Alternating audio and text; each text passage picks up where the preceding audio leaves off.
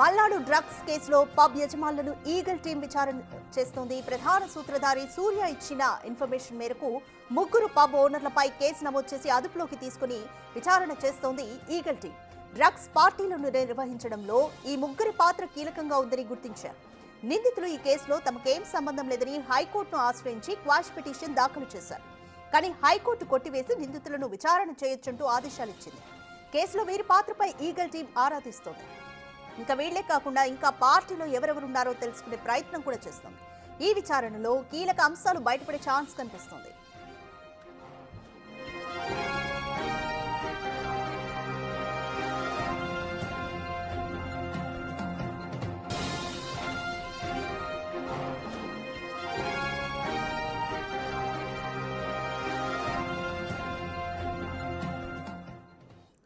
More details మా ప్రతినిధి సాగర్ అందిస్తారు. సాగర్, మల్నాడు డ్రగ్స్ కేసుకి సంబంధించి నిందితులు వేసిన క్వాష్ పిటిషన్ కూడా హైకోర్టు కొట్టివేసింది. ఈగల్ టీం ఈ కేసుకు సంబంధించి ఫర్దర్ గా ఏ విధంగా ప్రొసీడ్ అవుతుంది అని అనుకోవచ్చు? మల్నాడు డ్రగ్స్ కేసులో రోజుకో సంచలన విషయాలు వెలుగులోకి వస్తున్నాయి. ఇప్పటికే ఈ కేసులో పబ్బు యజమానులు హైకోర్టుకు వెళ్ళి తమ పైన నమోదైనటువంటి కేసును కొట్టివేయాలంటే క్వాష్ పిటిషన్ వేశారు. హైకోర్టు నోటీసులు ఇచ్చి విచారించాల్సి ఉంటుందని చెప్పి ఆ క్వాష్ పిటిషన్ను కొట్టివేసిన పరిస్థితి. ఈ నేపథ్యంలో ఈగల్ టీం దూకుడు పెంచింది.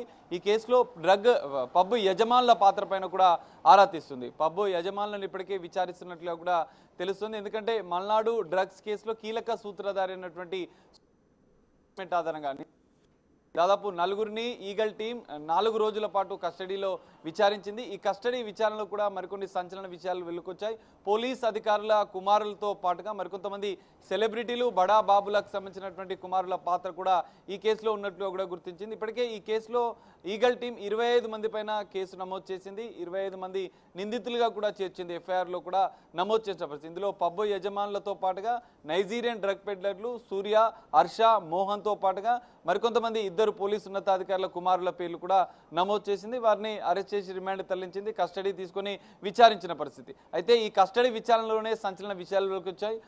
పబ్బు యజమానులు ప్రత్యేక లాంచ్లను ఏర్పాటు చేసి, ప్రత్యేక రూమ్లను ఏర్పాటు చేసి డ్రగ్ పార్టీలు నిర్వహించినట్లు కూడా ప్రాథమికంగా ఈగల్ టీం గుర్తించింది. అయితే ముగ్గురు పబ్బు యజమానులకు సంబంధించినటువంటి బ్రాడ్వే పబ్బు యజమాని రోహిత్ మాదిశెట్టితో పాటుగా క్వాక్ పబ్బు యజమాని రాజశేఖర్, కోరా పబ్ యజమాని పృథ్వీ వీరమాచినేని, ఈ ముగ్గురు ఈ డ్రగ్ పార్టీలు నిర్వహించినట్లుగా కూడా పబ్బుల్లో ఈగల్ టీం ప్రాథమికంగా గుర్తించింది. అయితే ఈ డ్రగ్ పార్టీలలో ఎవరెవరు పార్టిసిపేట్ చేస్తారు? ఎందుకంటే సెలబ్రిటీలు ఇందులో కస్టమర్లుగా ఉన్నట్లుగా కూడా మరికొంతమంది బడాబాబుల నేతలు కుమారులు కూడా ఈ డ్రగ్ పార్టీలో పాల్గొన్నట్లుగా కూడా అనుమానిస్తున్న నేపథ్యంలో ఈగల్ టీం పబ్బు యజమానులను విచారించినట్లుగా కూడా తెలుస్తుంది.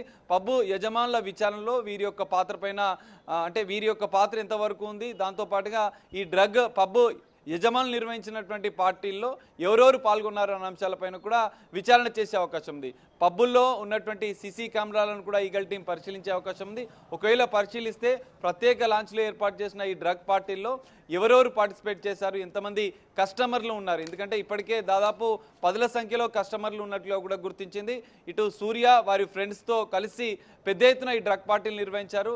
గతంలో కూడా ఈ పార్టీలు నిర్వహించిన నేపథ్యంలో ఫామ్ హౌస్లలో వీరి ప్రత్యేక ఫామ్ హౌస్లు ఉన్న నేపథ్యంలో ఫామ్ హౌస్లలో ఈ పార్టీలు నిర్వహించినట్లుగా కూడా ఈగల్ టీం గుర్తించిన నేపథ్యంలో ఆయా ఫామ్ హౌస్లలో ఎంతమంది కస్టమర్లు పార్టిసిపేట్ చేశారు, దాంతోపాటుగా కస్టమర్లు ఎంతమంది పార్టిసిపేట్ చేశారు, దాంతోపాటుగా ఇక్కడ పబ్బులలో నిర్వహించిన పార్టీలలో ఎవరెవరు పార్టిసిపేట్ చేశారన్న అంశాలపైన కూడా ఈగల్ టీం ఫోకస్ పెంచింది. మరి ముగ్గురు పబ్బు యజమానుల పాత్ర ఎంతవరకు ఉంది, వారితో పాటుగా ఇంకా ఎంతమంది పబ్బు యజమానులు ఇందులో పాల్గొన్నారు, ఇంకా ఏ పబ్లలో ఈ డ్రగ్ పార్టీలు నిర్వహించిన అంశాలపైన కూడా ఈగల్ టీం పూర్తిస్థాయి దర్యాప్తు చేస్తోంది. సో ఈ ముగ్గురు విచారణ అనంతరం కూడా ఈ మల్నాడు డ్రగ్స్ కేసులో మరికొన్ని కీలక అంశాలైతే వెలుగులోకి వచ్చే అవకాశం అయితే కనిపిస్తుంది. Radhika, thanks for the update Sagar.